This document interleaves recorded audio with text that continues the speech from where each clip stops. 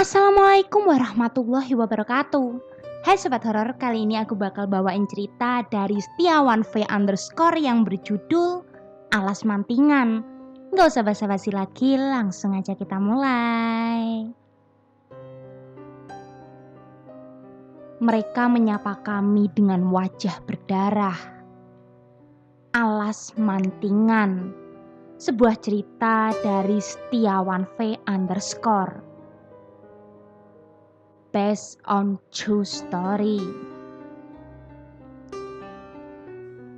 Oh ya Sobat Horor, sebelum saya langsung menceritakan tentang kejadian saya saat berada pada Alas Mantingan, di sini cerita saya tidak punya tujuan menjelek-jelekan suatu daerah ataupun membuat suatu daerah menjadi terkesan horor. Memang yang saya lihat pada kejadian itu apa adanya. Dan jika nanti ada beberapa info yang salah, saya mohon maaf. Silahkan dikoreksi karena memang semua yang saya ceritakan memang dari sudut pandang saya semua. Dan bakal menyangkut sejarah besar kerajaan pada masa itu. Oke, next.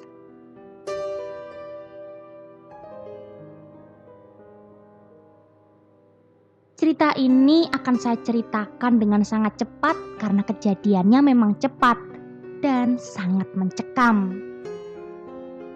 Dan yang perlu saya garis bawahi dari awal bahwa saya tidak mempunyai kelebihan untuk melihat hal seperti itu. Akan tetapi kejadian itu yang selalu menghampiri saya dan membuka ceritanya sendiri. Saya awali dari pandangan saya sendiri mengenai kebiasaan bepergian ganjil genap. Entah mengapa kok hidup saya selalu sial, diteror dengan hal semacam ini. Dan sialnya kok saya terus yang kena. Jadi memang kalau saya bepergian jauh, saya mengusahakan untuk genap. Apapun hasilnya biar tidak terjadi hal-hal yang tidak diinginkan. Banyak banget cerita horor tentang ganjil genap, baik saat bepergian, naik gunung, wisata rohani ke tempat petilasan, ataupun aktivitas lainnya sehingga makhluk dari dunia lain selalu iseng dengan menggenapi rombongan kita. Pandangan bepergian ganjil genap ini juga mengawali cerita sial saya kali ini. Saat pulang dari kota Batu Malang ke arah Solo lewat Alas Mantingan. Menaiki motor bersama rombongan yang berjumlah 7 orang. Kejadian waktu itu saat malam hari. Sekitar jam 8 atau jam 9 malam. Rombongan kami sudah memasuki Alas Mantingan. Suasana pada waktu itu didukung dengan rintik-rintik hujan yang menghiasi sepanjang perjalanan melewati Alas Mantingan. Pohon-pohon berwarna hitam di kiri dan kanan jalan menambah kesan horor pada malam itu. Dan penerangan yang minim hanya diterangi oleh lampu motor dan pembatas jalan yang menyala. Pada saat di jalan, kecepatan berkendara kami agak fleksibel. Karena memang situasi hujan yang kadang deras maupun rintik-rintik. Ditambah juga kondisi penglihatan teman saya yang goncengin. Oh iya, saya berkendara motor bersama teman saya. Sebut saja namanya Rindu. Dia cowok ya teman-teman, bukan cewek. Emang namanya aja yang cewek, tapi 100% tulen kok. Oke, next. Dan teman saya ini single rider. Sebut saja namanya Telo. Dia yang posisinya sendirian, yang membuat rombongan kami menjadi ganjil. Si Telo ini punya kebiasaan berkendara yang gemesin. Iya, gemesin lucu-lucu gitu. Pokoknya dia itu tipikal rider yang gak mau ngambil banyak resiko buat nyalip kendaraan motor dari sebelah kanan. Pasti dia selalu dari sebelah kiri. Dan tingkah lakunya yang gemesin selalu mewarnai perjalanan ini. Kadang membuat saya dan Rindu pengen banget berkata kotor keras banget. Tapi kok inget masih di dalam alas. Sudah jadi kebiasaan kalau bepergian saya selalu yang bagian goncengin. Jarang banget digoncengin sama temen. Gak tahu apa alasannya.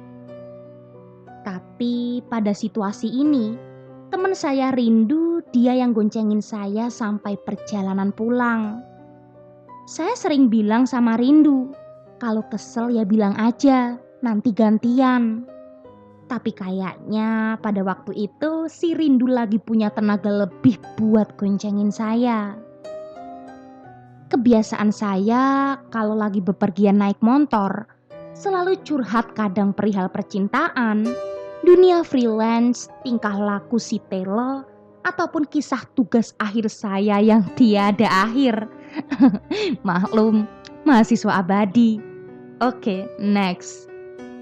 Entah mengapa ada beberapa menit saya hanya diam kehabisan kata-kata dan si Rindu hanya diam fokus berkendara.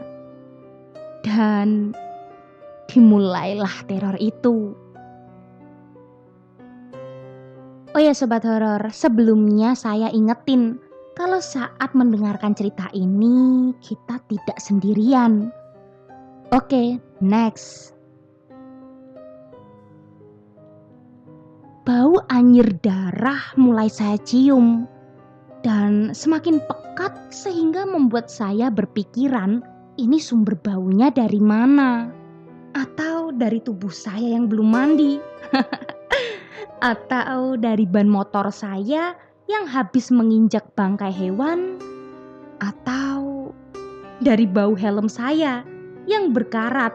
Maklum, sudah dari SMA belinya. Oke, lanjut. Tapi semua pemikiran itu akhirnya sirna ketika saya melihat ada beberapa ratusan orang baik di kanan kiri jalan yang seolah menyambut kedatangan kami. Mereka berdiri mematung dengan tatapan sayup seolah menggambarkan sebuah penyesalan. Kadang melambai, kemudian menjatuhkan kepalanya sendiri. Pakaiannya seperti pakaian prajurit Jawa dengan membawa senjata. Ada yang tubuhnya utuh, tapi terkena banyak sekali senjata ataupun yang kepalanya buntung, berjalan seolah mencari di mana kepalanya. Ada juga yang berjalan mengesot dengan bagian tubuh yang terurai usus-ususnya. Banyak banget penggambaran kondisi para prajurit itu. Dan batin saya mulai berteriak. Jantit, kok harus saya yang kena ginian? Seperti bersorak penuh jeritan dan tangisan yang menggema walaupun berada pada luar ruangan, seolah dahulu pernah terjadi peristiwa besar pada waktu itu. Melihat kejadian ini bukannya saya takut, tapi saya malah merasa kasihan dengan penggambaran sekilas yang saya dapat dan kemudian si Rindu mulai menjawil saya dan berkata, "Kok tumben diem kamu?" Mendengar perkataan si Rindu, saya sempat berpikir untuk langsung bercerita tentang kejadian yang saya lihat dengan memancing awal pembicaraan. Cok, kamu tahu kadang aku bisa lihat gituan. Bentar, jangan cerita gituan, nanti aja pas sudah sampai kos, ujar si Rindu. Kejadian ini pun berakhir ketika Rindu mulai aktif lagi mengajak ngobrol. Sumpah, perasaan pada malam itu sangat tidak karuan karena kejadian ini. Ketika perasaan sudah mulai tenang karena mulai mengalihkan pemikiran saya yang mulai overthinking dengan kejadian itu.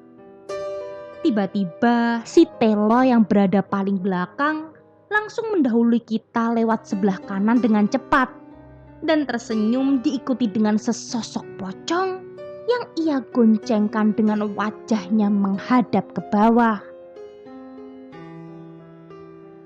Cantik, apalagi nih, batinku. Kemudian saya mulai membaca surat Yasin yang saya hafal, surat Anas, dan beristighfar diri tentang kejadian ini. Saya bersyukur kejadian ini hanya terjadi dan berakhir ketika berada di alas mantingan. Ketika sampai kos, alhamdulillah tidak terjadi hal-hal yang tidak diinginkan. Dan untungnya saya masih bisa diberi rasa letih akan perjalanan ini. Sehingga saya langsung bisa tidur pulas tanpa memikirkan kejadian yang saya alami tadi. Dari cerita ini, kawan-kawan bisa mengambil banyak hikmah dan menyimpulkan sendiri.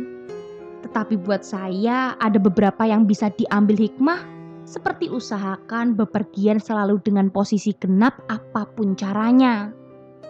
Selalu kulo nuwun atau salam saat memasuki suatu wilayah, baik itu alas, pegunungan, lautan, agar tidak terjadi hal-hal yang tidak diinginkan.